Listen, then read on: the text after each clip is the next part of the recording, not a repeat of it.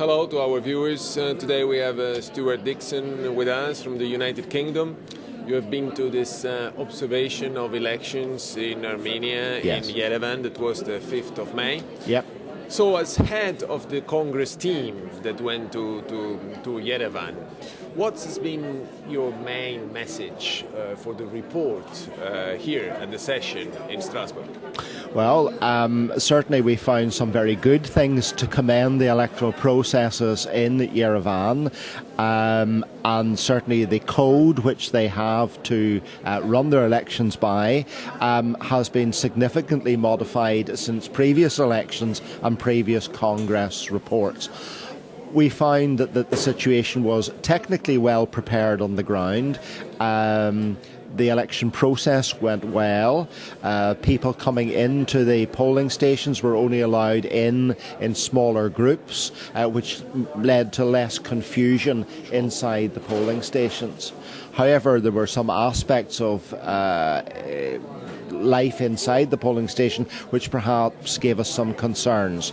There was a substantial amount of videotaping and filming and indeed live streaming of people coming and going inside polling stations, and I think that we've spoke to some citizens who found all of that oppressive and indeed intimidating. Okay, so I mean, looking at all these challenges, if you want, that you have been facing in Armenia, and I read that the voters list has been one of the issues that you have been tackling once you were there. And so what has been your main recommendation, if you want, for the normative action of the Congress, of the Council of Europe, in terms of legislation for voting at local level? Yep, this is one of the areas that we have our strongest recommendation in. The voters list is for the whole country and for absentee voters. But these were local elections, and Congress very strongly supports the very strong connection between a local community and those people who are elected to represent it. So we have serious concerns that people who were not living in the Yerevan electoral area, or indeed living overseas, had the right to vote in this election. But then you have to look, what are they voting for? They're voting essentially for the local mayor, for people who will sweep the streets, who will provide local services, schools and hospitals. And why should somebody who doesn't pay taxes, who lives outside the country or indeed outside the area that receives the services, have the right to vote? We believe very strongly that local people should vote for their own local politicians, and therefore we think that the Armenian government needs to look at the electoral register and divide it into national elections, but for local elections only the people residing in the area should have the right to vote.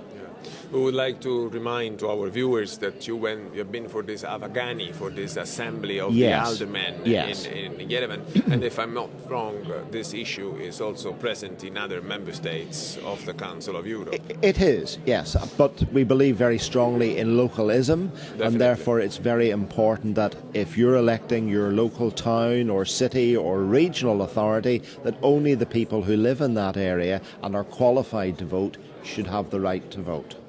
Yes, and finally, as a last question, in your opinion, is vote buying an overall issue in Armenia as well, or not? Sadly, yes. We saw some evidence of vote buying when we were there. Indeed, at least one of our observers has and took photographic evidence of money changing hands outside a polling station, and we found that very disappointing.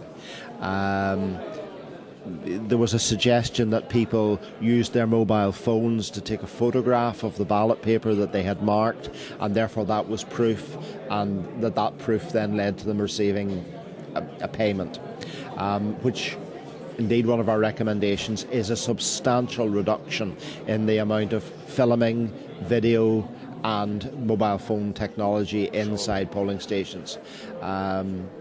But it's not a new phenomenon. We know that it happens in many other places. But to encourage democracy and to encourage citizens to take part in the democratic process and have confidence in the democratic process, it is up to the authorities to try and stamp out as many of these practices as possible. Any penalty envisaged for those kind of behaviours? Any kind of codes that the Congress is Well, the Armenian government does have a criminal code with regards to its elections, and they tell us that the law is there and people will be prosecuted, but we didn't see any evidence or any great evidence of people bringing complaints. It seemed to be that people were fearful of bringing complaints, and that's another area that needs to be addressed. The complaints procedure should be very open, it should be very transparent. Indeed, we would suggest that they should place posters inside the polling station saying something like, if you believe that you have seen fraud, if you believe that you have been pressurised to vote in a particular way, here's a website or a telephone number or an individual to go to, somebody who the citizens can trust to actually process their complaint for them. Sure. Mr. Dickson, thanks to be with us. Thank you very much. Thank you.